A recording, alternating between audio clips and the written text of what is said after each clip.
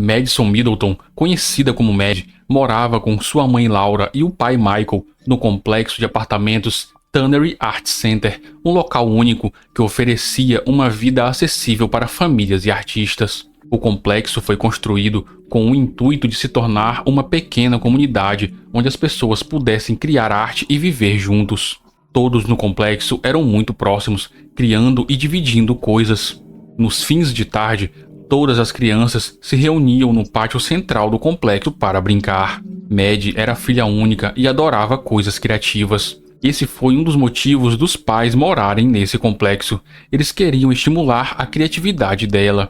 A garota costumava desenhar e pintar pequenos animais e criava histórias para eles. Ela adorava cantar, dançar e desenhar. Era uma criança brilhante, intuitiva e curiosa, sempre com um sorriso no rosto. Sua mãe Laura disse que Madison era uma criança muito generosa, sempre era a primeira a tentar ajudar alguém. Os vizinhos a conheciam como a tagarela Mad, porque ela falava com todo mundo, sempre fazendo amigos e entretendo as pessoas com suas brincadeiras. 26 de julho de 2015 foi um domingo. Madison estava em casa com sua mãe e uma amiga dela. Enquanto as duas jogavam um jogo de tabuleiro, a garota decidiu que iria brincar com seu novo presente que tinha sido comprado alguns dias antes e ela estava ansiosa por isso. Então ela pegou seu patinete branco e saiu para andar pelas ruas do tranquilo complexo. Antes de escurecer, ela foi vista por vários vizinhos andando pelas ruas, parando para falar com outras crianças e se divertindo. Por volta das 17 horas, ela foi vista passando por algumas caixas de correio e esta foi a última vez que alguém a viu. Depois disso, a garota simplesmente desapareceu. Com a estranha demora da filha em voltar para casa, Laura acreditava que a menina tinha ido para a casa de alguma de suas amigas. No entanto, em todas as portas que ela bateu procurando por ela, as pessoas diziam que não tinham visto Madison. Laura começou a entrar em pânico. Sua filha não estava em lugar algum. Após a ligação desesperada, a polícia foi até o complexo de apartamentos e começou o trabalho de investigação rapidamente.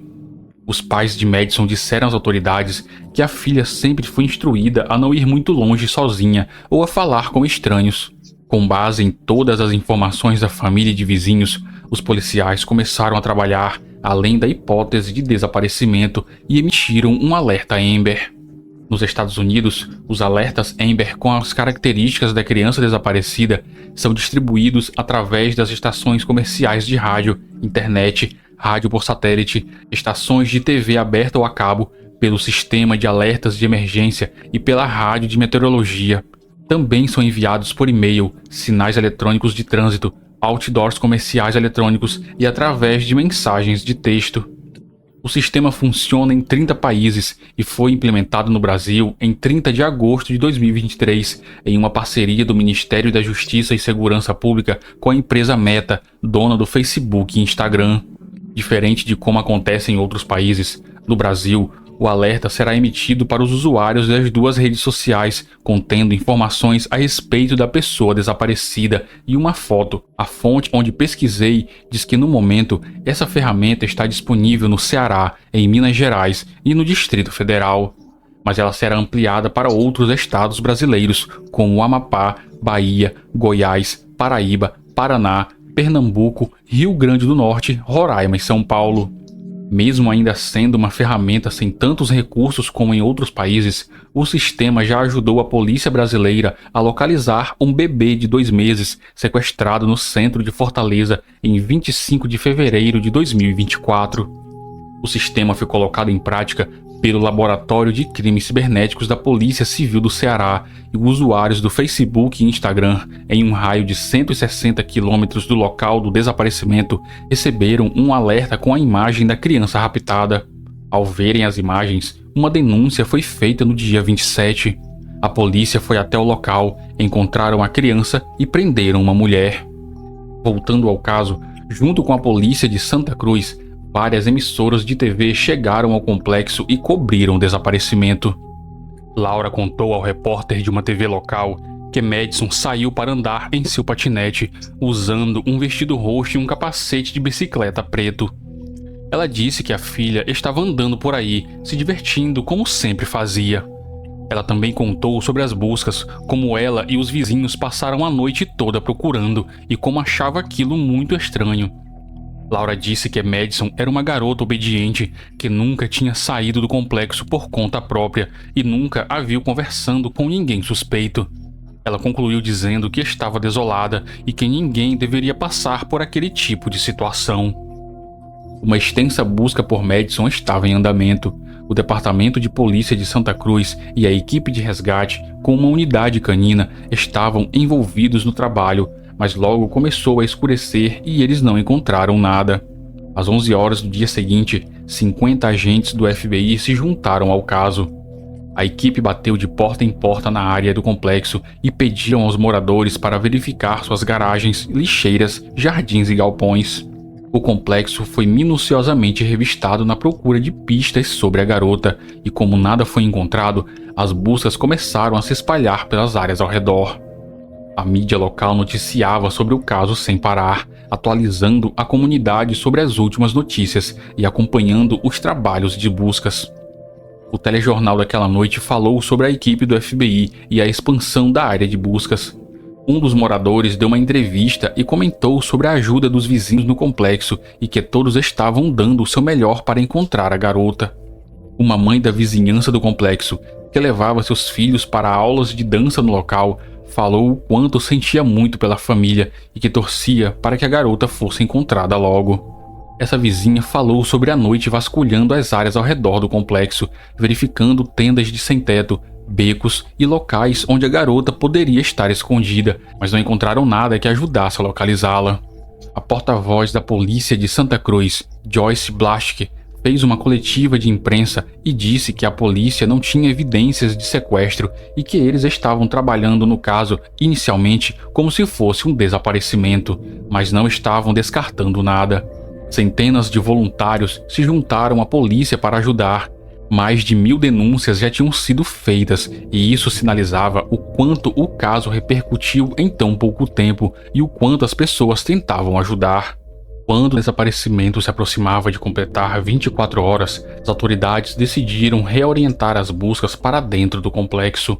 A garota sumiu em um curto espaço de tempo e eles acreditavam que as respostas para o caso poderiam ser encontradas em algum lugar lá. Eles fizeram uma busca mais completa e intensa por todo o local. No dia seguinte ao desaparecimento, as buscas por Madison se encerraram de uma forma trágica e dolorosa. Por volta das 20 horas do dia 27 de julho, seu corpo foi encontrado em uma bolsa dentro de uma lixeira no estacionamento do primeiro andar de um dos prédios do complexo de apartamentos. Um dos investigadores disse que todos estavam abalados com aquilo. Eles tinham esperança de encontrar a garota com vida. No entanto, eles não tinham tempo para ficar lamentando a morte da criança. Eles precisavam dar respostas aos pais e à sociedade. O desaparecimento se tornou uma investigação de homicídio e não demorou muito para que uma prisão fosse feita. Em Santa Cruz, Califórnia, um garoto de 15 anos foi detido sob suspeita de ter conexão com o desaparecimento e assassinato de uma menina de 8 anos. O mais chocante é que o suspeito mora no mesmo complexo de apartamentos que a vítima morava. Essa foi a manchete em todos os telejornais locais no dia da detenção do suspeito. Algumas emissoras conseguiram registrar imagens de uma mulher desesperada gritando no estacionamento durante a prisão. Vizinhos disseram que ela é a mãe do garoto. Após a prisão, o chefe de polícia disse em uma coletiva de imprensa que um dos detetives conduziu uma investigação secundária e mais completa, que incluiu a busca na lixeira onde o corpo da garota foi encontrado. A bolsa onde ela estava dentro foi bem escondida, misturada aos detritos que tinha lá dentro. Quem a escondeu queria dificultar ao máximo que fosse encontrada. O rapaz detido morava no andar de cima do mesmo bloco da lixeira e estava por perto quando o corpo dela foi encontrado. As atitudes suspeitas dele fizeram os policiais levá-lo sob custódia. O chefe continuou dizendo que ele foi encaminhado para o Departamento de Polícia de Santa Cruz e entrevistado nas primeiras horas daquela manhã. Após a entrevista, o jovem foi preso, acusado do assassinato de Madison Middleton. Evidências mostraram que a garota foi atraída para o apartamento do acusado e o crime ocorreu lá dentro. Aparentemente, ele fez tudo sozinho. O chefe encerrou a coletiva agradecendo a todos que ajudaram nas buscas e lamentou não ter conseguido encontrar Madison com vida. Como pai, ele estava devastado com aquela situação e contou que ele e sua equipe tinham esperanças de encontrar a garota viva e em segurança. Encontrar o corpo dela naquele estado foi difícil para ele e todos que participaram e acompanharam a investigação. Às 21h de 28 de julho, a comunidade se reuniu para uma vigília. Todos estavam muito abalados com o que tinha acontecido com Maddie. Muitas das pessoas presentes no local andavam entorpecidas e algumas disseram que estavam muito tristes, como se aquilo tivesse acontecido com alguém de suas famílias. Todos naquela comunidade conheciam Madison e, de certa forma, era como se a garota fosse de suas famílias. Por causa da idade, o adolescente de 15 anos teve sua identidade mantida em sigilo. O promotor do distrito de Santa Cruz, Jeff Roselli, deu uma declaração anunciando que a polícia tinha provas suficientes contra o garoto e que ele seria acusado como adulto não só por assassinato, mas também por sequestro e agressão sexual. Com isso, a identidade do garoto foi revelada. Adrian Jerry Gonzalez, conhecido como AJ, morava no complexo com sua mãe há 6 anos. Os vizinhos ficaram chocados quando souberam de seu envolvimento no assassinato de Maddie.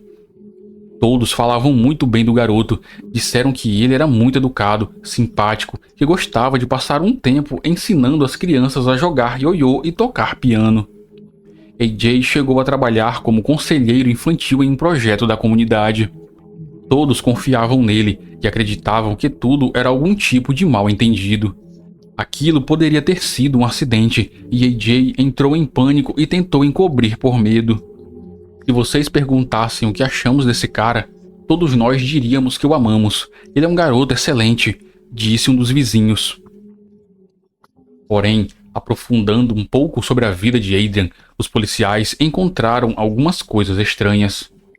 Alguns vizinhos comentaram que estavam preocupados com postagens que AJ fez em suas redes sociais. As postagens com frases e legendas deprimentes indicavam que ele estava muito perturbado.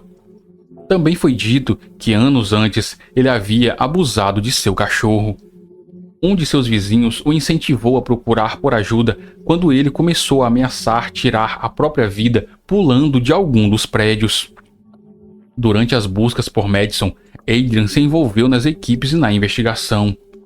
Desde o início, ele fazia perguntas a todos sobre o que sabiam ou se tinham ouvido algo estranho.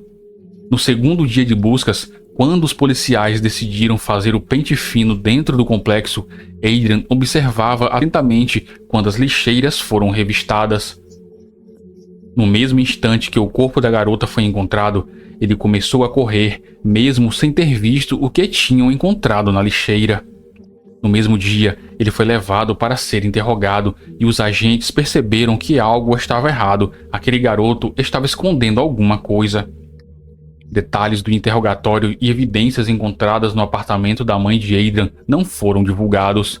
Talvez devido à sua idade, mas o relatório preliminar do legista que examinou o corpo de Maddie revelou detalhes macabros do que aconteceu com ela. O documento revelou que a garota estava amarrada e amordaçada com fita adesiva. Ela havia sido espancada e violentada antes de ser estrangulada e esfaqueada. Em um depoimento formal, AJ admitiu o que tinha feito. Ele disse que ofereceu sorvete e atraiu Madison para seu apartamento. A garota o conhecia e confiava nele, então foi fácil levá-la até seu apartamento. Enquanto a garota tomava o sorvete, ele se aproximou por trás dela e a atacou. Ele a amarrou, espancou e agrediu sexualmente antes de estrangulá-la.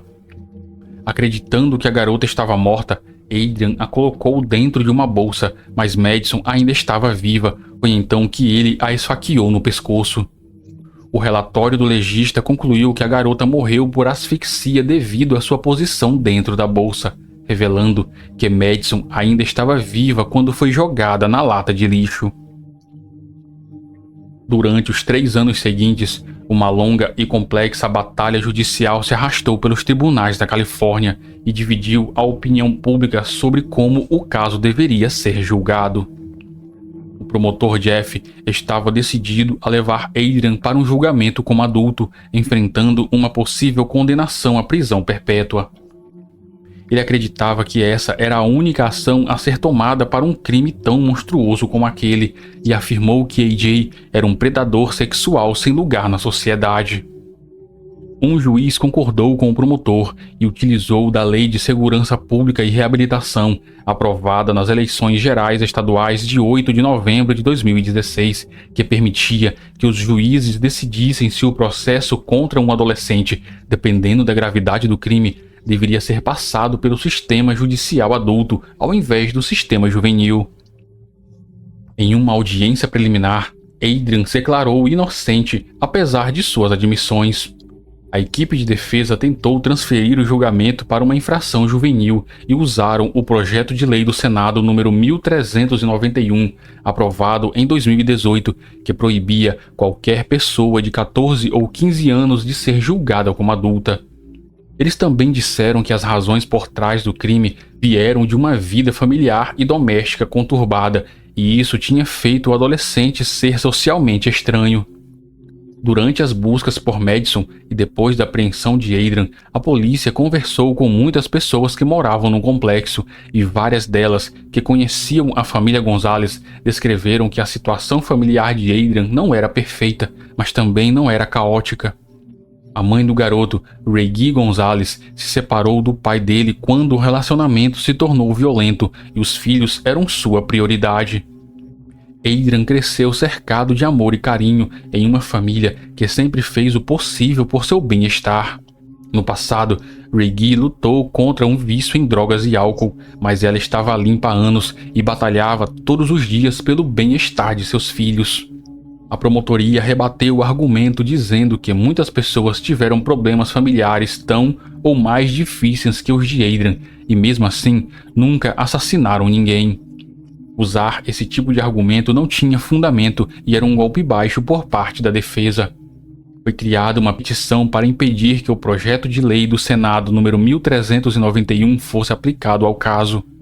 Milhares de pessoas assinaram, mas mesmo assim, após muitos apelos por parte da equipe de defesa, a Suprema Corte da Califórnia decidiu que Adrian deveria ser julgado como menor. Agora vamos para a nossa principal notícia esta noite. O homem acusado do ataque brutal e assassinato de Madison Middleton, de 8 anos, será julgado como menor de idade. A Suprema Corte da Califórnia decidiu defender uma lei de 2018 que impede que jovens sejam julgados como adultos se o crime aconteceu quando eles tinham 14 ou 15 anos. Adrian AJ Gonzalez tinha 15 anos quando ele supostamente agrediu sexualmente e matou Maddie no apartamento de sua mãe em Santa Cruz em 2015. A família da menina disse estar decepcionada com a decisão. O promotor Jeff Rosell também mostrou sua decepção com a decisão do Supremo Tribunal, dizendo que todas as evidências e opiniões de especialistas sobre o nível de periculosidade de Adrian foram simplesmente descartadas. O advogado de defesa, Larry Bigan, disse que Adrian respondeu muito bem aos programas e serviços de apoio na prisão, e que nas estruturas dos centros de detenção juvenis ele pode receber um tratamento melhor do que se fosse jogado em uma prisão de adultos, onde ele só aprenderia maus hábitos. Essa decisão da Suprema Corte causou uma grande reação na comunidade. As pessoas se dividiram em suas opiniões. Muitas ficaram com medo do que poderia acontecer quando Adrian saísse da prisão. Outras preocupavam-se com a vida dele na prisão, convivendo com adultos mais perigosos. O juiz Salazar, o mesmo juiz que tinha decidido sobre julgar AJ como adulto anos antes, expressou sua decepção dizendo que suas mãos estavam atadas e questionou o projeto de lei dizendo que permitir que jovens de 14 e 15 anos acusados de assassinato em primeiro grau e outros crimes violentos serem julgados como menores não é promover a segurança pública. Nem todos eles podem ser reabilitados e ter um retorno seguro ao convívio social. Não correndo mais o risco de ser condenado à prisão perpétua, em 2021, durante seu julgamento, Adrian Gonzalez se declarou culpado das 6 acusações que enfrentava, dentre elas sequestro, agressão sexual e assassinato em primeiro grau. Ele também disse que se arrependeu do que fez e esperava o perdão da família de Madison. Entendo que há muito pouco que eu possa dizer depois de toda a dor e sofrimento que causei. Meu objetivo é trabalhar em meus próprios problemas para que ninguém mais tenha que experimentar o que vocês suportam. Estou ciente de que isso não muda o fato de que eu trouxe uma tragédia, perda e devastação para a vida de vocês.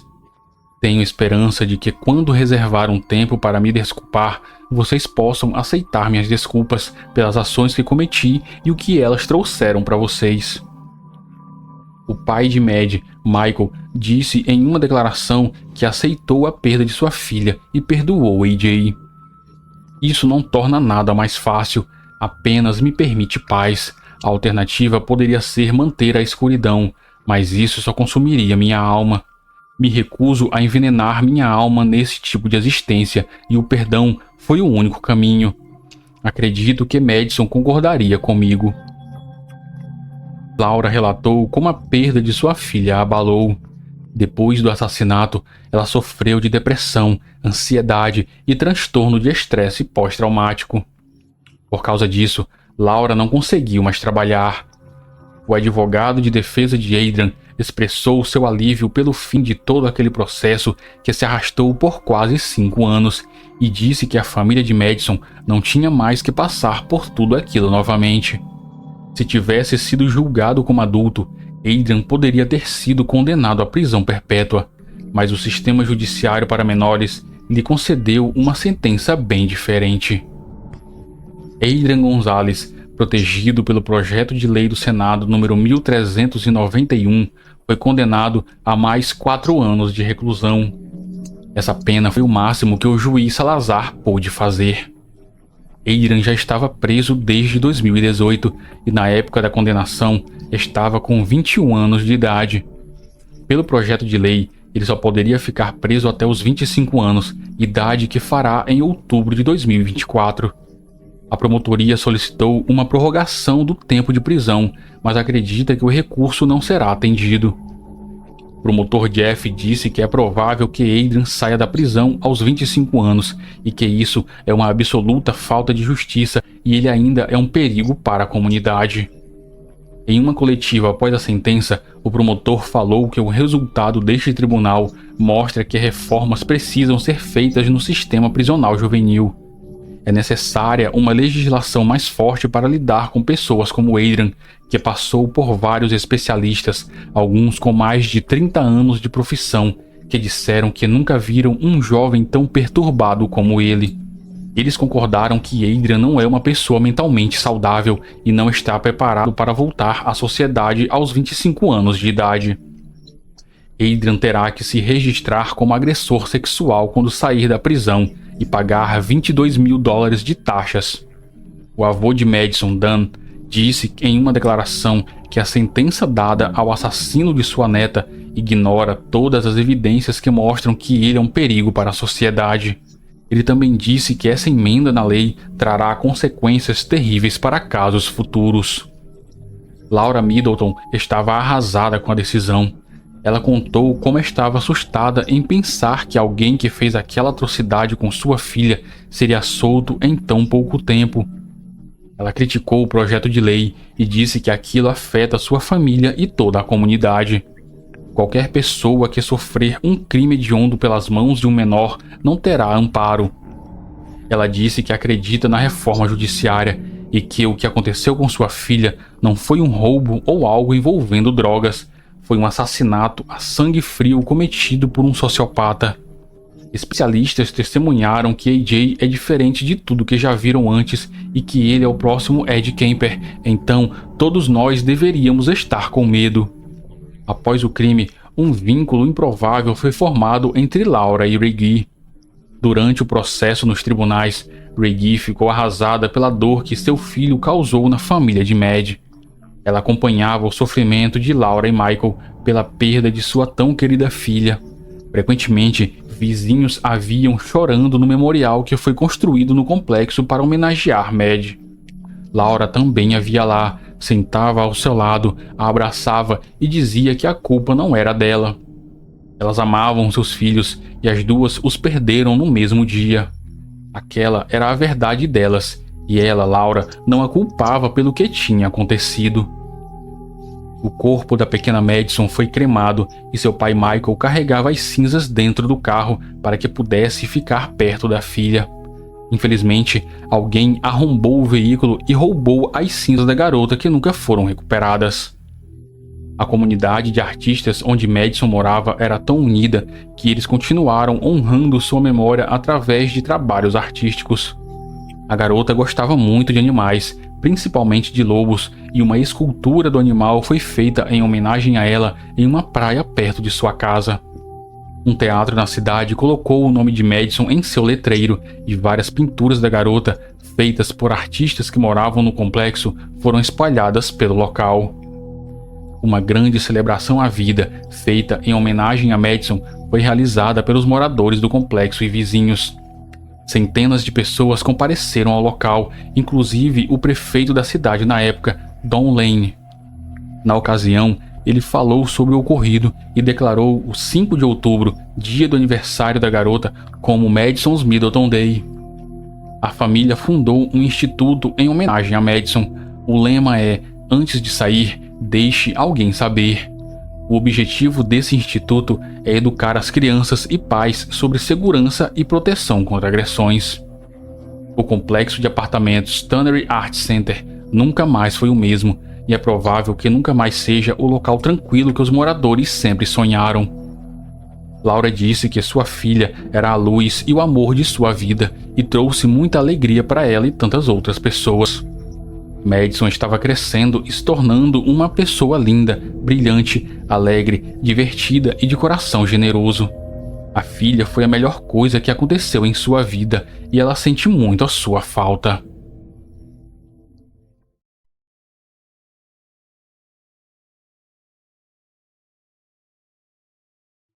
Laura Hobbs nasceu em 25 de setembro de 1996 no Texas, ao sul dos Estados Unidos. A garota era a mais velha de 4 filhos e a vida da família era meio conturbada. Pouco depois do nascimento da última criança em 2001, os pais dela se separaram e a mãe de Laura, Sheila Hollabaugh, mudou-se com os filhos para a pequena cidade de Zion, em Illinois, mais ao norte do país. Zion fica a 72 quilômetros ao norte de Chicago e tinha na época cerca de 22 mil habitantes. Situada perto do Lago Michigan, a comunidade foi fundada em 1901 por um curandeiro religioso com o objetivo de ser uma comunidade pacífica. Ela mantém uma sensação tranquila e às vezes rural, apesar de estar localizada entre duas grandes metrópoles, Chicago e Milwaukee. Laura gostou muito da nova cidade. Era onde seus avós maternos moravam e ela fez novos amigos rapidamente. Como dito antes, Zion fica localizada às margens do Lago Michigan e por várias vezes todos os parentes que moravam próximos se reuniam em piqueniques à beira do lago. Na primavera de 2005, quando Laura tinha 8 anos, seus pais decidiram se reconciliar. Jerry Hobbs mudou-se do Texas para morar com sua família em Zion. Com a família novamente reunida, no domingo, 8 de maio, Dia das Mães, todos foram para o lago para comemorar a ocasião. Laura e seus irmãos passaram o dia se divertindo, empinando pipa, correndo e se escondendo. Foi um dia feliz para a família Hobbs. Ao voltar para casa naquela tarde, Laura queria passear de bicicleta com Crystal, sua melhor amiga. Crystal Tobias, de 9 anos, frequentava a mesma escola que Laura e moravam próximas. Quando a família se mudou para Zion, as garotas se tornaram melhores amigas e passavam quase todo o tempo livre juntas. Elas se visitavam em suas casas, brincavam nas ruas próximas e andavam de bicicleta. Às vezes, quando a mãe de Laura não a deixava sair, Crystal ia até a janela do quarto da amiga e as duas ficavam conversando. Por volta das 15 horas daquele domingo, 8 de maio, as garotas pegaram suas bicicletas e foram até o Parque Beulah, que ficava próximo de suas casas. O lugar tinha uma longa ciclovia e era comum que as meninas fossem se divertir no local. Apesar da pouca idade, os pais não tinham receio de deixá-las andarem de bicicleta sozinhas. As duas conheciam bem o parque e a região onde moravam não era perigosa. Laura e Crystal tinham que voltar antes do jantar, como sempre faziam. No entanto, naquele dia, as duas garotas não voltaram para suas casas. Os pais das duas meninas começaram a se preocupar com a demora. Ambos foram na casa um do outro para ver se sua filha estava lá, mas nem Crystal estava na casa de Laura, nem Laura estava na casa de Crystal. Os dois casais então resolveram procurar no parque, mas não viram sinal das garotas. Os 4 adultos andaram pela ciclovia, chamando o nome das meninas, mas não tiveram resposta. A preocupação só aumentava. Outros parentes e amigos das famílias rapidamente se juntaram às buscas e vasculharam o parque e as ruas ao redor da esperança de encontrá-las por lá. Durante várias horas, os pais, parentes, vizinhos e amigos das famílias procuraram em todo lugar, mas não encontraram nada. Por volta das 21 horas, já estava escuro e os pais perceberam que algo muito sério aconteceu, então decidiram entrar em contato com a polícia, relatando o desaparecimento das garotas. Os policiais chegaram rapidamente e organizaram um plano de buscas. Eles entraram em contato com as organizações de voluntários, que contavam com centenas de pessoas e cães farejadores. Outros moradores da região que souberam do desaparecimento também se juntaram e a polícia concentrou seus esforços na área do parque, já que tinha sido o último lugar onde as garotas foram vistas e era provável que encontrassem alguma resposta lá. Uma equipe policial ficou responsável por procurar testemunhas. Algumas crianças que moravam no caminho entre as casas de Laura e Crystal e o parque disseram que as duas passaram por elas naquela tarde, indo em direção ao parque. As meninas pararam, conversaram com essas crianças e seguiram o caminho. Paralelo a isso, uma outra equipe seguiu para a entrada do bairro para ter certeza de que as duas não tinham saído da região. Durante a noite, foram distribuídos panfletos com informações sobre as meninas, e à medida que cada hora passava, ficava mais evidente que algo muito sério tinha acontecido com elas. A noite já tinha caído, mas as buscas não cessaram. As garotas estavam sendo procuradas pelo parque e pelo bairro. Centenas de pessoas ajudaram, mas não havia vestígios de Laura e Crystal. Por volta das 4:30 da manhã, a polícia decidiu fazer uma pausa. Porém, Jerry e o avô materno de Laura se recusaram a voltar para casa e continuaram sozinhos procurando por elas. Eles decidiram olhar no parque novamente e os dois se separaram para cobrir o maior terreno possível. Por volta das 6 da manhã, quando o sol já estava nascendo, o avô de Laura escutou um grito e correu na direção do som. Ele se deparou com Jerry em estado de choque. O homem estava na ciclovia, com as mãos nos joelhos e a cabeça abaixada. A expressão em seu rosto era de pânico. O avô perguntou o que tinha acontecido e Jerry disse que ele encontrou as garotas, mas ambas estavam mortas. Jerry disse que estava caminhando pela ciclovia quando algo na vegetação rasteira fora da via chamou sua atenção. Ao se aproximar, ele se deparou com os corpos das duas meninas. De imediato, ele percebeu que estavam mortas porque havia muito sangue e ferimentos nelas. Ele correu de volta para a ciclovia desesperado, sem saber o que fazer. Quando voltou um pouco a si, Jerry chamou a polícia. Os policiais foram até o local rapidamente e se depararam com a cena macabra. Os corpos de duas crianças brutalmente assassinadas. Especialistas forenses examinaram os corpos das meninas e determinaram que a causa das mortes foram múltiplos golpes com um objeto contundente, provavelmente uma faca. Laura tinha 20 ferimentos pelo corpo e Crystal tinha 11. Nesse ponto da história, os sites de notícias têm uma divergência. Alguns noticiaram que as garotas foram agredidas sexualmente, e outros são enfáticos em dizer que o legista não encontrou sinais de agressão sexual em nenhum dos corpos. Levando em consideração o contexto das notícias, é provável que não houve a agressão. As fontes mais confiáveis, como matérias de jornais, não citam esse crime. O ataque brutal e covarde deixou a pequena cidade em alerta. Esse tipo de crime nunca tinha acontecido lá. Alguém perigoso andava em meio às pessoas e tinha matado 2 crianças a apenas algumas centenas de metros de suas casas. A polícia concentrou todos os esforços para encontrar o responsável pelo crime e a suspeita inicial recaiu sobre o pai de Laura, Jerry. Os policiais acharam extremamente suspeito que ele sozinho encontrou os corpos das crianças em um lugar que já tinha sido vistoriado durante horas na noite anterior e ninguém relatou algo suspeito. Investigando o passado de Jerry, a polícia descobriu um histórico criminal que chamou a atenção. Os crimes iam desde envolvimento com drogas em sua juventude até agressões recentes. Lembram que no começo do vídeo eu falei que os pais de Laura tinham se separado em 2001? Então, os policiais descobriram o motivo sinistro por trás disso. Naquele ano, enquanto ainda moravam no Texas, Jerry e sua esposa tiveram uma discussão acalorada que rapidamente se intensificou e quase virou a agressão física contra ela. Os dois estavam discutindo na porta de casa e, no momento, 3 homens que passavam na rua perceberam a situação e interviram, acreditando que a mulher estava em perigo.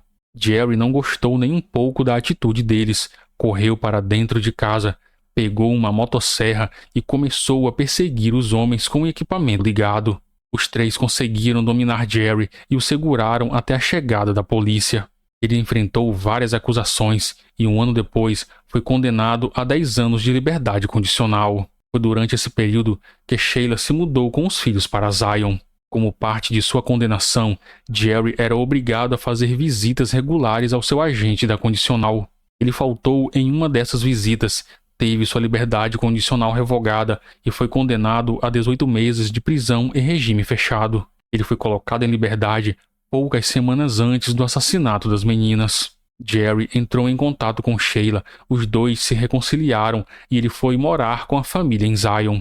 Dias depois, um tipo de crime que nunca tinha acontecido na cidade foi cometido e todos acreditavam que alguém de fora era o culpado. Para a polícia local, ficou claro o quanto Jerry tinha propensão para ter um comportamento agressivo. Porém, eles não tinham evidências ou motivos que o ligassem ao assassinato das meninas. Então, ele foi convidado para um interrogatório. Jerry concordou em ir até a delegacia e os policiais o pressionaram durante 20 horas de interrogatório. Inicialmente, o homem negou qualquer envolvimento na morte da filha de sua amiga. Ele disse que quando perceberam a demora de Laura, ele e sua esposa saíram para procurar por ela. Ele não desistiu de continuar procurando, mesmo quando a polícia fez uma pausa. Foi então que ele se deparou com aquela cena horrível dos corpos das 2 crianças. No entanto, algumas horas depois, Jerry começou a mudar sua história. Sob uma pressão implacável dos agentes que o interrogavam, o homem contou o que realmente aconteceu. Jerry disse que ele realmente saiu para procurar pela filha no parque e a encontrou. Ele repreendeu a menina pela demora em voltar para casa e exigiu que ela voltasse com ele. Laura se recusou a voltar com o pai e Crystal defendeu a amiga. Ele pegou Laura pelo braço e começou a levá-la à força. Vendo aquilo e tentando defender a amiga, Crystal puxou uma pequena faca do bolso e apontou para ele. Nesse momento, Jerry perdeu o controle de suas ações. Tomou a faca da garota, golpeou as 2 várias vezes e largou os corpos em meio à vegetação fora da ciclovia do parque. Em seguida, o homem foi embora e continuou ajudando nas buscas pelas garotas até encontrar os corpos e chamar os policiais na tentativa de desviar as suspeitas sobre ele. Toda a confissão de Jerry foi gravada em vídeo e quando terminou, ele assinou um documento comprovando que o que ele contou era verdade. No vídeo, é possível vê-lo chorando enquanto assina a declaração de admissão. As famílias das meninas ficaram chocadas com a confissão de Jerry.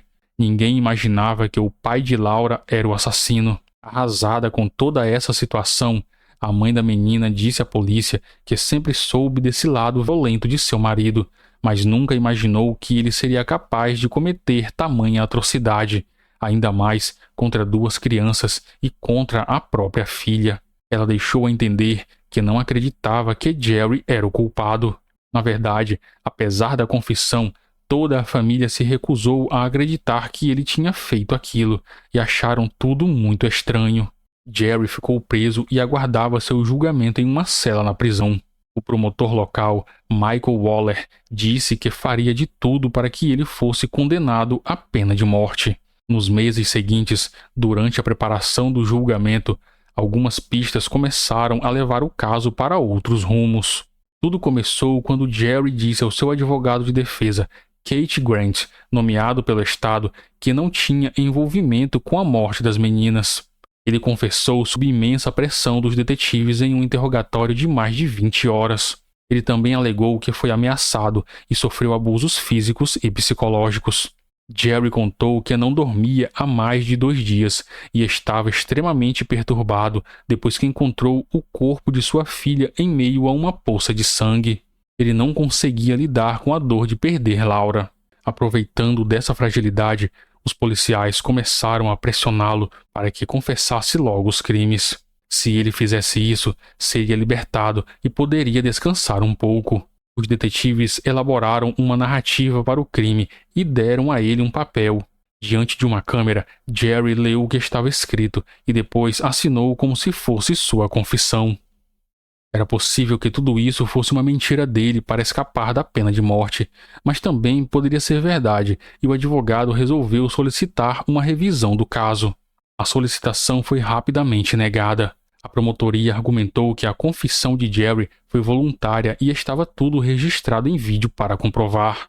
Sem muitas opções, Jerry teve que esperar por seu julgamento atrás das grades. Enquanto isso, o advogado de defesa descobriu alguns detalhes que levantavam dúvidas sobre a culpa de seu cliente. Analisando os documentos do caso, ele percebeu que não existiam provas reais que ligassem Jerry ao duplo homicídio. Os médicos legistas não examinaram corretamente os corpos das meninas. Tudo o que fizeram foi a coleta de materiais orgânicos e armazenaram tudo sem ao menos analisar a quem pertencia esse material. Alguns cotonetes com material retirado debaixo das unhas das meninas estavam armazenados no frigorífico da delegacia e o advogado pressionou para que essas amostras fossem analisadas em um laboratório independente. A promotoria tentou impedir que isso fosse feito, mas em 2008 o advogado de Jerry finalmente conseguiu fazer com que as amostras fossem analisadas e houve uma descoberta que trouxe uma reviravolta para o caso. Os resultados dos exames revelaram que no corpo de Laura existiam vestígios de DNA diferentes que pertenciam ao homem. A garota tinha pele sob as unhas e as amostras revelaram que o DNA pertenciam a uma só pessoa e não era o pai dela. O corpo de Crystal não passou por uma nova análise, mas pelos padrões encontrados em ambas, todos tinham certeza de que as duas foram mortas pela mesma pessoa. Com tudo isso em mãos, o advogado solicitou novamente a libertação de Jerry e a retirada de todas as acusações. Porém, o promotor se recusou a aceitar essas novas evidências, alegando que a presença de outro DNA no corpo de Laura poderia ser somente uma coincidência. Apesar desse argumento absurdo por parte da promotoria, Jerry continuou preso, aguardando o julgamento. O advogado conseguiu fazer com que a amostra de DNA encontrada no corpo de Laura fosse inserida no banco de dados do FBI, mas não houve correspondência. Infelizmente, não era possível identificar a quem pertencia o material genético, a não ser que o mesmo homem cometesse outro crime e fosse pego. Tudo o que o advogado poderia fazer agora era esperar, já que o promotor local parecia estar disposto a qualquer coisa para condenar seu cliente à morte. 13 de junho de 2009, Condado de Arlington, Virgínia. Amanda Jean Snell, de 20 anos, não se apresentou no serviço na base conjunta de Meyer Anderson Hall, no condado de Arlington, na Virgínia. Ela tinha se alistado recentemente no Corpo de Fuzileiros Navais dos Estados Unidos, seguindo uma tradição de família, e a garota morava na base. Ela era uma suboficial de segunda classe, especialista em inteligência militar naval. Enquanto estava alistada, Amanda era voluntária em uma igreja próxima da base. Ela ensinava crianças com capacidades especiais e queria seguir carreira como professora após concluir seu serviço militar. Ela já tinha planejado tudo e assim que fosse dispensada, cursaria uma faculdade na área. Naquela segunda-feira, 13 de julho de 2009, ela não se apresentou na base e isso preocupou seus colegas de serviço. Amanda era uma garota muito responsável e, vindo dela, aquele não era um comportamento normal. Seus colegas foram até seu quarto e bateram na porta, mas não tiveram resposta. A porta estava destrancada e eles entraram. O quarto estava arrumado, a cama estava feita e todos os pertences de Amanda estavam organizados como de costume. No entanto, ela não estava lá. Os colegas decidiram abrir um armário que tinha no quarto e fizeram uma descoberta chocante. Eles encontraram o corpo sem vida de Amanda em uma posição estranha e com uma fronha de travesseiro cobrindo sua cabeça.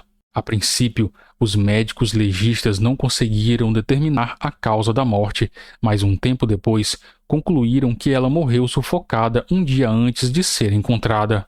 Não havia sinais de lesões e de abuso sexual no corpo. Em uma varredura no quarto, em busca de pistas, os investigadores descobriram que o laptop e o tablet dela haviam sumido. Quando entraram em contato com os pais da garota, os investigadores descobriram um fato interessante sobre ela. Amanda sofria de fortes dores de cabeça e, às vezes, quando a dor se tornava insuportável, ela se trancava em um quarto escuro e cobria a cabeça com uma fronha. Considerando que ela foi encontrada dentro de seu armário com uma fronha na cabeça, os investigadores especularam que talvez a morte dela tenha sido um acidente infeliz.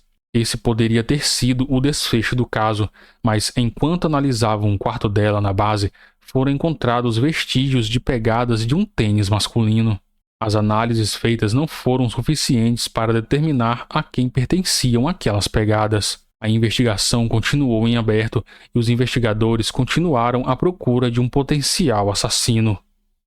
Alguns meses depois, em 10 de fevereiro de 2010, uma mulher de 26 anos saiu da estação de metrô e se dirigia para a casa de seu namorado quando foi abordada no meio da rua por um homem desconhecido. Ele a segurou pelo braço e, sob a mira de uma arma, tentou forçar a mulher a entrar em seu carro. Ela conseguiu se soltar, jogou sua bolsa no rosto dele e correu na direção da casa de seu namorado, gritando por socorro. O namorado ouviu os gritos vindo da rua e, junto com alguns amigos que estavam com ele em casa, saiu para a rua e viu a cena. O homem desconhecido rapidamente entrou em seu carro e foi embora. A polícia foi chamada e a mulher deu uma descrição detalhada do homem que a atacou, assim como do carro que ele dirigia. Baseados na descrição da vítima, um esboço do suspeito foi criado e a polícia rapidamente iniciou as buscas. Apenas 2 semanas depois, em 27 de fevereiro, 2 mulheres estavam voltando para casa depois de passar a noite com seus amigos. Elas chegaram na porta de sua casa e foram abordadas por um homem que se aproximou por trás delas com uma arma e exigiu suas carteiras. Depois que elas disseram que não tinham dinheiro, o sujeito as obrigou a entrar na casa, amarrou suas mãos com fios elétricos e as deixou na sala. Enquanto ele andava pela casa à procura de coisas de valor, uma das mulheres conseguiu se soltar, pegou o celular e ligou para a polícia. Infelizmente, ela não conseguiu pedir ajuda, pois o sujeito voltou para a sala naquele momento e a viu com o celular na mão. Ele tomou o aparelho dela, o jogou contra a parede e amarrou a mulher novamente. Depois de vasculhar a casa, o homem pegou uma delas, levou para seu carro e foi embora. Depois de percorrer uma certa distância, ele parou o carro, violentou a mulher, a amordaçou com fita adesiva, espancou e estrangulou com um lenço até ela perder a consciência. Horas depois, ela recobrou a consciência deitada na neve à beira de uma estrada perto de uma floresta no condado de Prince William. Algumas pessoas que passavam pelo local a encontraram e chamaram uma ambulância. Ela foi levada para um hospital, onde a polícia já a aguardava. A mulher conseguiu sobreviver e forneceu às autoridades as características físicas e o modelo do carro de seu agressor. Eram as mesmas características e carro do agressor da mulher do metrô. Naquele mesmo dia, 2 horas antes deste ataque, uma outra mulher tinha entrado em contato com a polícia denunciando que um homem a abordou na rua, tentando obrigá-la a entrar em seu carro. Ela conseguiu escapar do ataque. Os policiais compararam as descrições do carro dos dois ataques e perceberam que era o mesmo carro. Os investigadores perceberam que estavam lidando com um criminoso em série altamente perigoso. Eles concentraram seus esforços em localizar o veículo, um Dodge Durango prata, já que era mais fácil para rastrear no banco de dados. Por se tratar de um veículo com características bem específicas, foi fácil localizar os proprietários e logo a polícia descobriu quem estavam procurando. Durante a inspeção em alguns carros semelhantes, os policiais encontraram dentro de um deles a carteira de motorista da mulher que foi deixada para morrer na beira da estrada em meio à neve. No mesmo carro, foi encontrada uma arma de choque e uma fita adesiva que correspondia à fita usada para amordaçá-la. O dono do veículo era um jovem de 21 anos chamado George Ávila Torres, um fuzileiro naval que morava na base militar de Arlington, no mesmo prédio de Amanda Snell. Um mandado de busca foi emitido e durante as buscas feitas no quarto de George, os policiais encontraram uma pistola que ele havia comprado há menos de um mês, juntamente com vários cartuchos de munição. Em seu laptop foram encontradas grandes quantidades de vídeos explícitos com imagens de violência e crueldade, e em alguns desses vídeos apareciam mulheres inconscientes. Uma foto de George, junto com a foto de 3 outros homens, foi mostrada para as 3 mulheres que foram atacadas. As 3 o identificaram como sendo seu agressor. Elas lembraram claramente de seu rosto, já que durante os ataques ele não fazia questão de escondê-lo. Depois disso, ele foi preso e acusado de sequestro e agressão. Investigando mais sobre a vida de George, a polícia começou a desconfiar que ele tinha ligação com a morte de Amanda Snell na base militar de Arlington, mas não havia uma única evidência que o ligasse ao crime. A única forma que os detetives encontraram para conectar George ao crime foi colocar um informante com escuta em sua cela. Osama El Attari, de 37 anos, era um ex-dono de um restaurante preso por fraudes. Em troca de uma sentença menor, El Attari concordou em ser um informante para a polícia. O objetivo dele era iniciar uma conversa casual e fazer com que George admitisse o crime. A tática acabou dando certo. Durante uma das conversas gravadas, ele perguntou a George se ele sentia algum remorso. Em resposta, George disse que não e começou a confessar seus crimes. Ele se gabou abertamente de ter matado Amanda, afirmando que fez isso pela adrenalina e aproveitou a oportunidade. Ele detalhou como colocou o corpo dela dentro do armário e relatou como teve que limpar meticulosamente o quarto para apagar qualquer vestígio. George disse que antes de matar Amanda, ele a violentou sexualmente, mas usou um preservativo para não correr o risco de deixar seu DNA na cena do crime. Em seguida, ele sufocou a garota com a fronha e a colocou dentro do armário. Depois disso, ele arrumou o quarto, a cama e foi embora. Com essa nova informação, os detetives voltaram até a base do exército e foram ao quarto que era de Amanda. Por sorte, o mesmo colchão ainda estava lá e foi enviado para análise. No laboratório, os técnicos forenses encontraram uma pequena amostra masculina no colchão e, após exames, foi confirmado que correspondia ao DNA de George. Junto a isso, ele também revelou ao informante que tinha um par de tênis que guardava em seu carro. O calçado foi encontrado e levado para análise. Na época que verificaram o quarto de Amanda, foi encontrada uma pegada de calçado masculino em frente ao armário onde o corpo foi encontrado. As marcas das pegadas no quarto correspondiam com o tênis de George. George Ávila Torres foi formalmente acusado de assassinato e permaneceu preso aguardando julgamento. Uma amostra de seu DNA foi colocada no banco de dados do FBI, e isso nos leva de volta para Zion. Algumas semanas depois que a amostra de DNA de George foi incluída no banco de dados do FBI, os investigadores de Zion responsáveis pela investigação dos assassinatos de Laura e Crystal receberam um alerta de que a amostra que eles coletaram na cena do crime obteve uma correspondência. Isso 5 anos após os crimes. As amostras correspondiam com o DNA de George Ávila Torres, e o que a polícia descobriu posteriormente deixou todos surpresos. George era natural de Zion e amigo do meio-irmão mais velho de Crystal. Essa informação revelou uma conexão entre as garotas e o acusado. George tinha 16 anos na época e a polícia até chegou a revistar a casa do garoto enquanto procuravam pistas sobre o assassinato, mas não o consideravam um suspeito. Todos os esforços policiais estavam exclusivamente focados em Jerry, pai de Laura, que passou 5 anos preso aguardando o julgamento. Após terminar o ensino médio em 2006, George ingressou no Corpo de Fuzileiros Navais e serviu 2 anos em Okinawa, no Japão. Depois se mudou para a Virgínia do Norte em 2009 e estava trabalhando no Pentágono no momento de sua prisão. Assim que o resultado das amostras apontaram para outra pessoa, Kate Grant pediu a libertação de seu cliente e a retirada de todas as acusações. O promotor Michael Waller não podia simplesmente ignorar uma evidência tão sólida e não tinha como argumentar contra isso. Após sua libertação em 2010, Jerry Hobbs processou várias autoridades do condado de Lake, que o coagiram a fazer e assinar uma confissão falsa e o mantiveram preso durante 5 anos. O caso contra os responsáveis foi aberto e envolveu muita burocracia, já que envolvia diferentes jurisdições. No final de todo o processo, os envolvidos ofereceram a Jerry um acordo de indenização. Em 2013, ele recebeu $6 milhões de indenização depois de ser injustamente acusado de matar sua própria filha. Em outubro de 2010, George Torres foi considerado culpado das acusações de agressão sexual e sequestro nos 3 casos em Arlington. Em 10 de dezembro do mesmo ano, ele foi condenado a 5 penas de prisão perpétua sem liberdade condicional e a mais 168 anos de prisão. Em 2011, George foi formalmente acusado pela morte de Amanda Snell.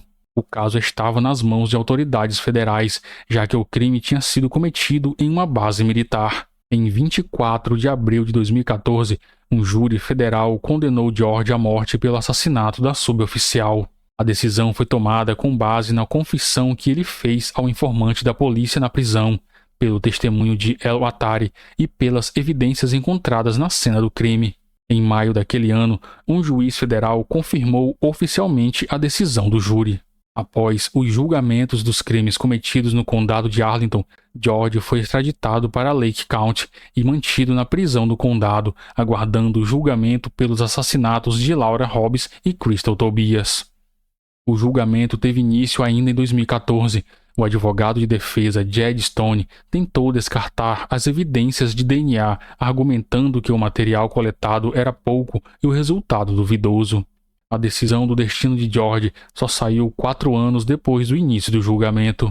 Após passar todo esse tempo alegando inocência, em 18 de setembro de 2018, ele resolveu confessar os assassinatos após aceitar um acordo que retirava a possível sentença à pena de morte em troca de uma pena de 100 anos e uma transferência de prisão. Atualmente, George Ávila Torres, com 35 anos, permanece atrás das grades, aguardando a execução que ainda não ocorreu. Os policiais que coagiram Jerry a confessar o crime que não cometeu não sofreram qualquer punição pelos seus atos. O caso foi um estopim para reformas no sistema judiciário do condado de Lake County. Depois que as acusações contra Jerry Hobbs foram anuladas, houve outros 4 casos que foram revisados e onde evidências de DNA que indicavam a inocência dos acusados foram ignoradas pelo procurador do estado na época, Michael Waller. No total, durante a permanência de Michael na promotoria do condado, somando os tempos de permanência na prisão de cada um dos 5 homens, eles passaram um total de 80 anos atrás das grades, apesar das evidências de DNA provarem suas inocências. O próprio Jerry não conseguiu voltar a ter uma vida normal. Após ser solto da prisão, ele começou a usar entorpecentes e foi preso por desacato. Ele fugiu da cadeia e, depois de ser capturado, foi sentenciado a 2 anos de prisão em regime fechado. Jerry não conseguiu voltar a morar com sua esposa e filhos e voltou para o Texas após cumprir essa pena. Em uma entrevista concedida um tempo depois de ser libertado, Jerry disse que aquela falsa confissão prejudicou sua vida de um jeito irreversível. Quando foi questionado sobre o motivo de ter concordado com isso, ele disse que depois que encontrou o corpo de sua filha naquele estado, Seu espírito estava totalmente quebrado e não foi difícil para os policiais o convencerem a fazer aquilo.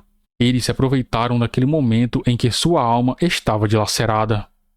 A polícia local e o gabinete do promotor do condado foram duramente criticados pela mídia nacional e pelo público. A investigação foi classificada como desastrosa.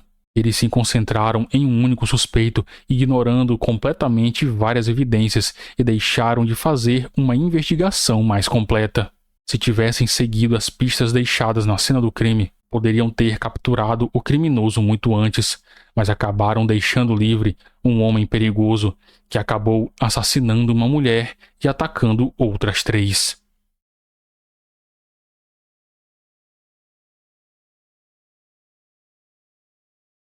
April Mary Tinsley nasceu em 18 de março de 1980 em Fort Wayne, Indiana, e era a filha mais velha da família. April frequentava a escola primária e participava do coral infantil da igreja local, mas sua atividade favorita era sair com os amigos, brincar no bairro e simplesmente se divertir.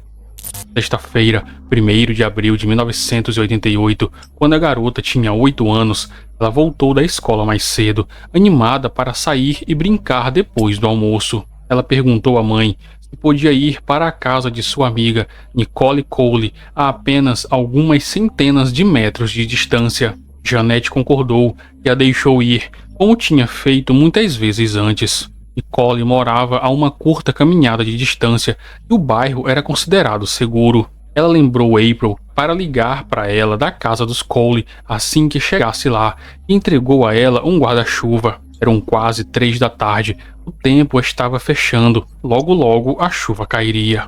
Alguns minutos depois, April ligou para sua mãe da casa dos Cole. Jeanette disse a ela para voltar para casa às 4 da tarde, mas quando o horário chegou e passou, April ainda não tinha retornado. Sua mãe começou a se preocupar que ela pudesse ser pega pela chuva e ligou para a casa de Nicole. A mãe de Nicole atendeu o telefone e contou uma história que deixou Jeanette apreensiva. Ela disse que April e sua filha tinham ido brincar em um playground próximo. Nicole retornou algum tempo depois e disse para sua mãe que enquanto estava lá, começou a chover.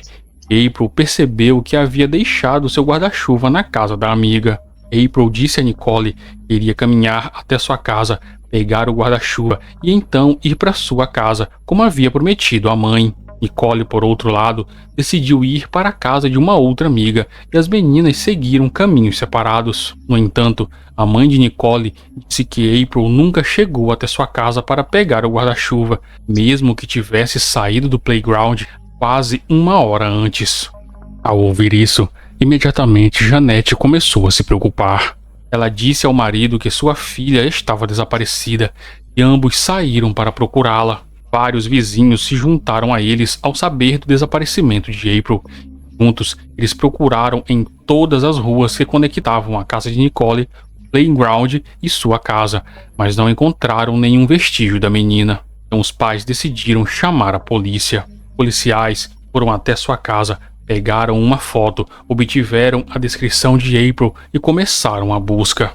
Poucas horas, dezenas de vizinhos se juntaram às equipes de busca, ansiosos para ajudar a família Tinsley a encontrar sua filha. O trabalho inicial incluiu 250 policiais de Fort Wayne e 50 voluntários. A área de buscas se estendia por vários quilômetros ao redor do trajeto de April, mas eles não conseguiram encontrar nenhum vestígio dela. Ao cair da noite, a polícia começou a suspeitar que provavelmente estavam lidando com um sequestro. Se April tivesse se perdido no caminho de casa, eles certamente a teriam encontrado, mas era como se ela tivesse simplesmente sumido no ar. No dia seguinte, a região de busca foi expandida e a notícia do desaparecimento da garota se espalhou por toda a cidade. Apesar de mais policiais e voluntários se juntarem às equipes, eles ainda não conseguiam encontrá-la ou encontrar pistas que ajudassem em sua localização. Isso continuou por 3 dias,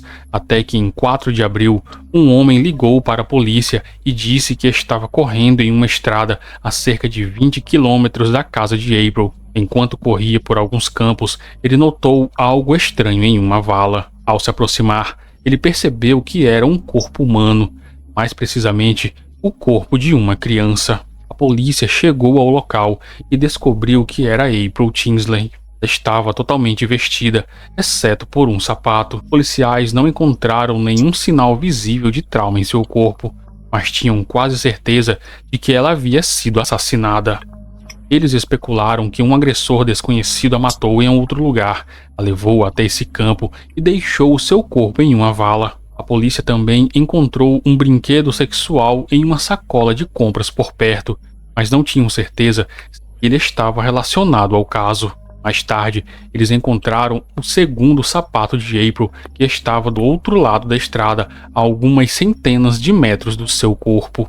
Os peritos médicos concluíram que April foi estrangulada e também havia sido agredida sexualmente. Eles determinaram que a morte ocorreu nos 2 dias anteriores ao achado do corpo, o que significava que o agressor a manteve viva por algum tempo. Os peritos também determinaram que a garota havia sido colocada na vala cerca de 4 horas antes da descoberta. No dia seguinte, 5 de abril de 1988, 2 estações de rádio local criaram um fundo de recompensa para quem desse informações relevantes sobre o caso. Também foram criados fundos para ajudar a família nas despesas do sepultamento da garota. O funeral foi realizado em 8 de abril, na igreja metodista Fight United, a mesma igreja onde April fazia parte do coral, e ela foi enterrada no Greenslaw Memorial Park. Peritos conseguiram coletar material genético do agressor no corpo, embora, na época, o FBI ainda não tivesse um banco de dados de DNA, e a análise de material genético e a ciência forense ainda estavam em seus estágios iniciais. Como resultado, os detetives tiveram que depender da descoberta de novas pistas, não precisaram esperar muito. Depois que o corpo foi encontrado, os investigadores recorreram à mídia para pedir ajuda à população e receberam inúmeras pistas, das quais 2 foram particularmente interessantes. Um homem ligou para a polícia e relatou que havia passado pelo campo onde o corpo de April foi encontrado e viu uma velha caminhonete azul estacionada no acostamento da estrada. Investigadores acreditavam que ela poderia pertencer ao assassino, e a testemunha poderia tê-la visto quando o agressor foi deixar o corpo de April na vala. A próxima pista se tornou ainda mais valiosa.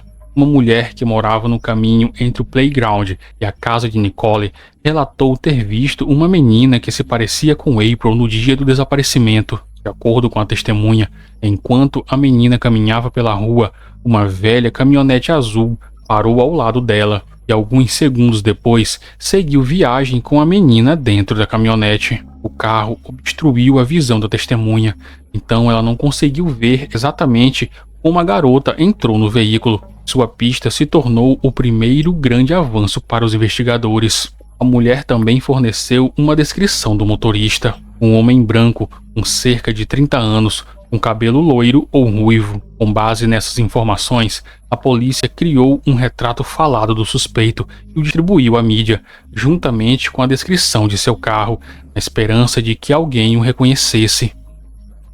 O FBI logo se juntou à investigação. Juntamente com a polícia, analisaram o possível envolvimento de todos os homens que já haviam sido condenados por crimes sexuais vivendo naquela região e tentaram encontrar novas pistas. Em determinado momento, eles foram informados de que o retrato do suspeito se parecia com um homem que havia se envolvido em algumas atividades do crime organizado e tinha interesse em satanismo. Os investigadores verificaram esse indivíduo, mas não conseguiram estabelecer seu envolvimento.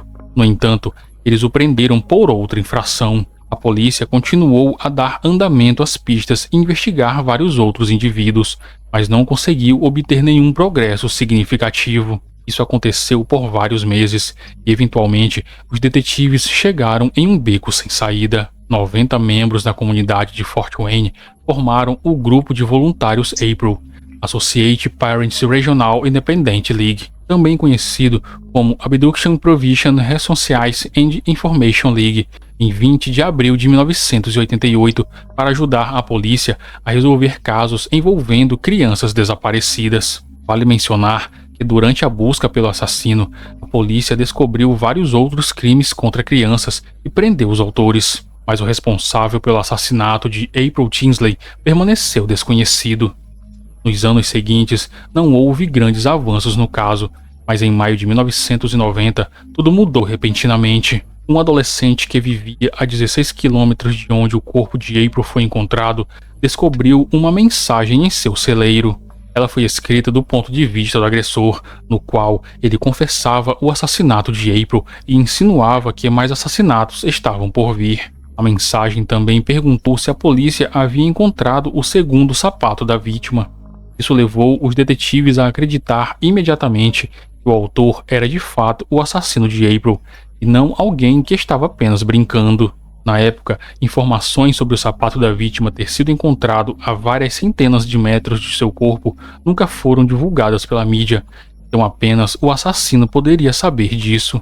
Outro detalhe intrigante foi que essa mensagem havia sido escrita inicialmente a lápis e depois contornada com giz de cera. Isso levou os investigadores a especular que o agressor poderia ter deixado a mensagem meses antes de ela ter sido descoberta e decidiu voltar para torná-la mais visível, contornando-a com giz. A polícia decidiu publicar fotos da mensagem, na esperança de que alguém reconhecesse a letra, mas isso não levou a lugar nenhum. Vários meses após a descoberta no celeiro, o corpo de outra criança foi encontrado e os investigadores suspeitaram que poderia haver uma ligação entre os dois crimes. Sarah Jean Broker, de 7 anos, desapareceu do complexo de apartamentos onde a família vivia, em Fort Wayne, em 13 de junho de 1990. Seu corpo foi encontrado em um riacho próximo no dia seguinte. Ela havia sido violentada e estrangulada. Em abril de 1991, uma equipe de homicídios foi formada pela polícia local e estadual para investigar os casos de April e Sarah. 4 anos depois, os investigadores consideraram que ambos os casos de assassinato estavam conectados e que tinham um suspeito. Detetives obtiveram evidências suficientes no assassinato de Sarah Bowker para indicar que ela havia sido assassinada por Roy Hensler, um ex-vizinho de sua família. Porém, Roy já havia morrido em 28 de janeiro de 1994, aos 75 anos de idade, de doenças cardíacas e pulmonares. Como o caso de Sarah Bowker tinha muitas semelhanças com o assassinato de April Tinsley, a polícia suspeitou que Roy tinha envolvimento em ambos os crimes. Acho que a mesma pessoa matou as duas. Há muitas semelhanças entre os dois casos. Se eles tiverem provas suficientes para dizer que Roy Hensler matou Sarah Bowker, então acredito que Roy Hensler também matou April Tinsley, disse Philip Schaugner, um ex-legista que trabalhou em ambos os casos. Filho de Roy, David, e uma mulher que viveu com ele durante vários anos disseram à polícia que o suspeito conhecia as duas meninas e até contribuiu com os fundos das rádios locais para o enterro de April. David Hensley disse que seu pai carregava na carteira fotos das duas meninas assassinadas. Os investigadores souberam de Roy pela primeira vez em maio de 1992, quando um parente procurou a polícia com suspeitas de que ele poderia estar envolvido na morte de Sarah Bowker. Em vários interrogatórios, Roy negou ter qualquer coisa a ver com o assassinato, e os detetives não conseguiram provar as suspeitas dos familiares. Um parente dele, no entanto, disse à polícia que Roy já havia alegado ter matado Sarah e pediu para que ele não contasse a ninguém. Embora as autoridades não tivessem conseguido estabelecer uma conexão entre Roy Hensler e o assassinato de April Tinsley, os rumores sobre seu envolvimento persistiram por muito tempo, até que em 7 de agosto de 1991, a Unidade de Ciência Comportamental do FBI começou a contestar as suspeitas. Os agentes federais determinaram que, embora os casos fossem muito semelhantes, eles não estavam relacionados. Nos anos seguintes, houve poucos avanços nas investigações e, eventualmente, o caso de Sarah foi encerrado com Roy Hensler sendo o principal suspeito de seu assassinato. Já o assassino da pequena April Tinsley ainda continuava desconhecido e o caso foi arquivado. Os detetives esperaram que o agressor deixasse novas mensagens. Estava claro desde sua primeira inscrição que ele gostava de zombar da polícia e sentir sua impunidade, mas com o passar dos anos, nenhuma nova mensagem foi encontrada. Isso continuou até 2004, quando o caso tomou um novo rumo. No fim de semana do Memorial Day de 2004, Emily Higgs encontrou uma sacola plástica em sua bicicleta rosa. A menina de 7 anos levou a sacola para a mãe, que ficou abalada com o conteúdo, uma camisinha usada e uma carta ameaçadora. Olá, querida. Eu tenho te observado. Eu sou o cara que sequestrou, agrediu e matou April Tinsley.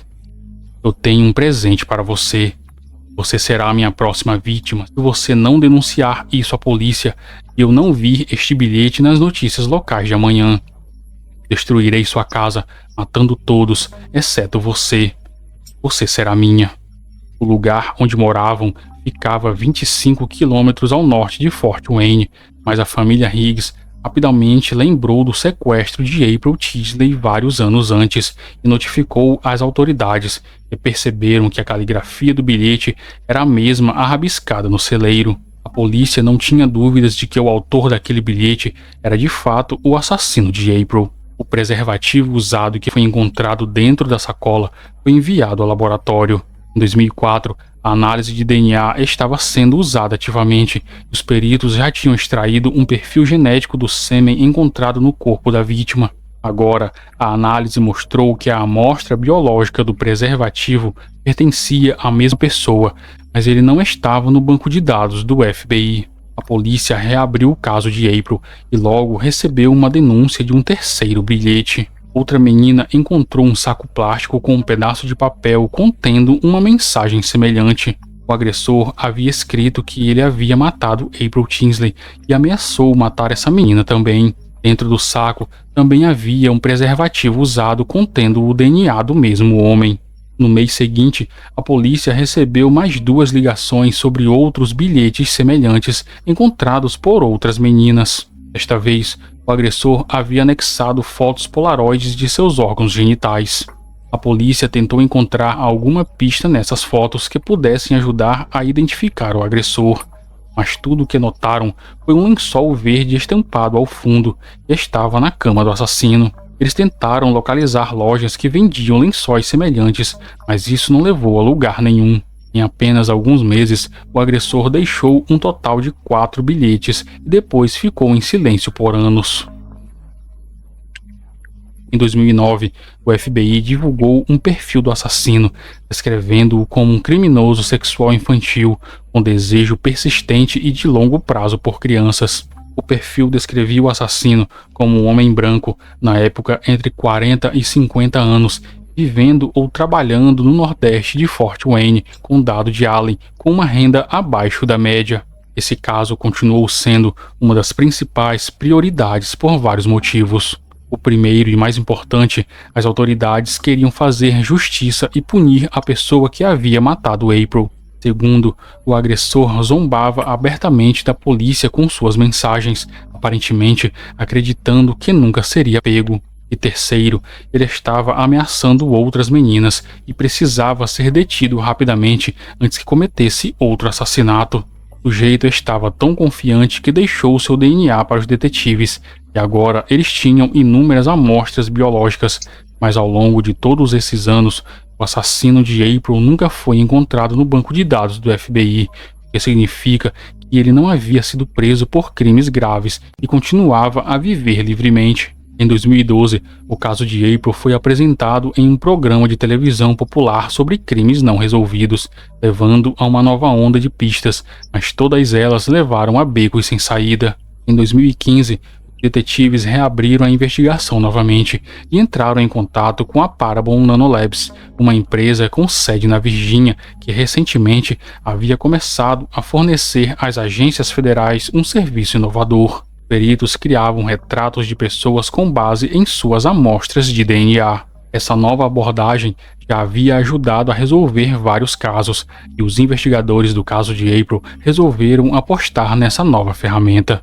Eles forneceram as amostras de DNA que tinham, e a empresa logo lhes forneceu um retrato do suspeito. A foto foi divulgada na mídia e em vários sites pela internet. Os detetives esperavam que alguém reconhecesse essa pessoa. Mesmo assim, não conseguiram nada que ajudasse a descobrir quem era o suspeito, mas a polícia não estava pronta para desistir. 3 anos depois, em 2018, eles entraram em contato com a Parabon Nanolabs novamente, mas desta vez para tentar uma abordagem inovadora chamada genealogia genética. Resumindo, os peritos pegam uma amostra de DNA e pesquisam em bancos de dados genéticos disponíveis publicamente em busca de parentes do dono dessa amostra, mesmo que sejam parentes distantes. Os resultados costumam encontrar milhares de pessoas, então os peritos estudam suas árvores genealógicas e tentam identificar alguém que se encaixe nos critérios do agressor, com sexo, idade, local de residência na época do crime e assim por diante. A peculiaridade do método é que o dono do DNA não precisa estar em nenhum banco de dados, e ele pode ser identificado apenas por meio de uma longa cadeia de parentes.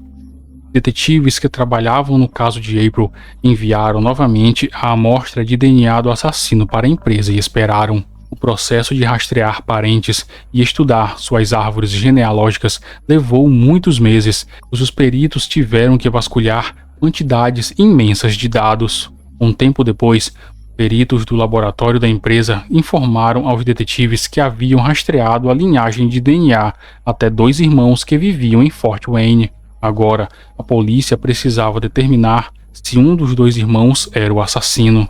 Eles colocaram ambos os homens sob vigilância e coletaram seu lixo na esperança de que os peritos pudessem extrair amostras de DNA compatíveis com as do assassino. Novamente, a polícia recorreu ao laboratório da empresa e, após analisar as amostras de DNA encontradas nos lixos dos irmãos, peritos ligaram para os detetives e deram a notícia tão esperada. 30 anos após o assassinato, eles haviam encontrado uma correspondência perfeita. O material genético retirado do corpo da vítima e dos preservativos correspondia ao DNA de um dos irmãos, John Miller, de 59 anos. Ele morava em uma pequena cidade chamada Grael, não muito longe de onde o corpo de April foi encontrado. Na época do crime, John tinha 29 anos e vivia em um trailer. Agora, tudo o que a polícia tinha que fazer era obter uma amostra de DNA diretamente de John e interrogá-lo. O suspeito ainda morava no mesmo trailer. Os policiais foram até lá e disseram a ele que queriam fazer algumas perguntas na delegacia. John perguntou do que se tratava e um dos policiais pediu a ele para adivinhar. John então olhou para eles e disse: April Tinsley. Os detetives decidiram não apressar as coisas e levaram o suspeito para a delegacia para interrogá-lo adequadamente. No caminho, ele parecia estar bem relaxado e tentava puxar conversa fiada com os policiais. Na sala de interrogatório da delegacia, John Miller não negou nada e confessou o sequestro e assassinato de April Tinsley. De acordo com seu depoimento, John disse que naquele dia ele foi até Fort Wayne e dirigiu pelas ruas à procura de uma menina para sequestrar. Ao avistar April em uma rua deserta, ele parou e disse a ela para entrar no carro. Ele afirmou que April concordou em silêncio, o que pareceu estranho aos detetives.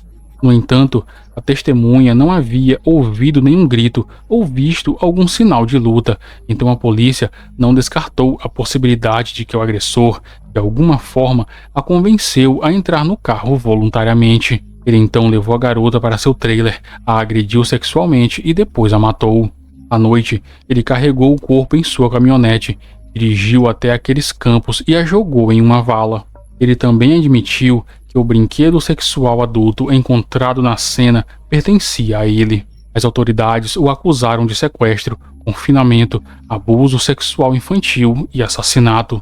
John se declarou inocente em uma audiência em 19 de julho de 2018.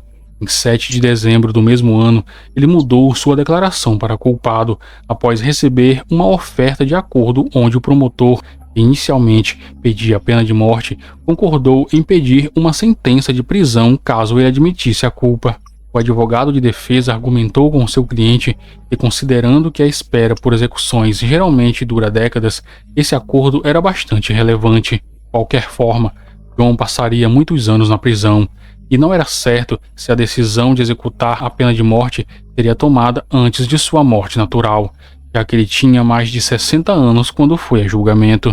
No fim, John concordou com o acordo, admitiu sua culpa perante o juiz e recebeu uma sentença de prisão de 80 anos. Ele será elegível para liberdade condicional somente em 2058, quando completar 99 anos de idade. A mãe de April, que estava presente na sentença, continuou decepcionada por ele não ter sido condenado à pena de morte.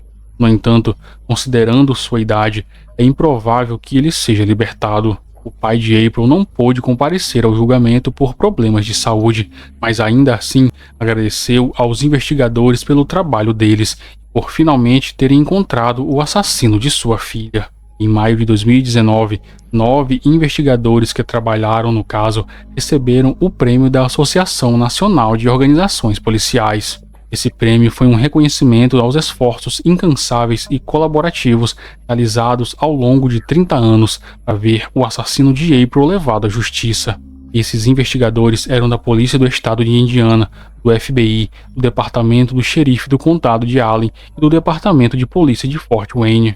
A NAPO os classificou como os oficiais mais importantes e dedicados da América. Detetives que trabalharam no caso ainda acreditam que John Miller queria ser pego por algum motivo. Por vontade própria, ele chamava a atenção da polícia para si mesmo e zombava dos detetives, arriscando-se a ser pego. Mesmo assumindo que ele não conhecia os avanços que os cientistas fizeram na análise de DNA, deixar suas amostras ainda era bastante arriscado. Poderia ter sido preso por outro crime, e então seu DNA teria sido inserido no banco de dados, onde uma correspondência com o caso de April surgiria imediatamente. John também poderia ter sido facilmente visto por testemunhas, deixando os bilhetes nas bicicletas das outras crianças. Simplesmente teve muita sorte em nunca ter sido notado fazendo isso. Essas atitudes levaram os investigadores a pensar que, no mínimo, ele estava preparado para ser descoberto, ou até mesmo queria que isso acontecesse. Muito obrigado por me acompanhar até aqui. Se você gostou desse vídeo, por favor, deixe sua opinião sobre essa história nos comentários e não esqueça de curtir e se inscrever no canal. Eu fico por aqui e até o próximo caso.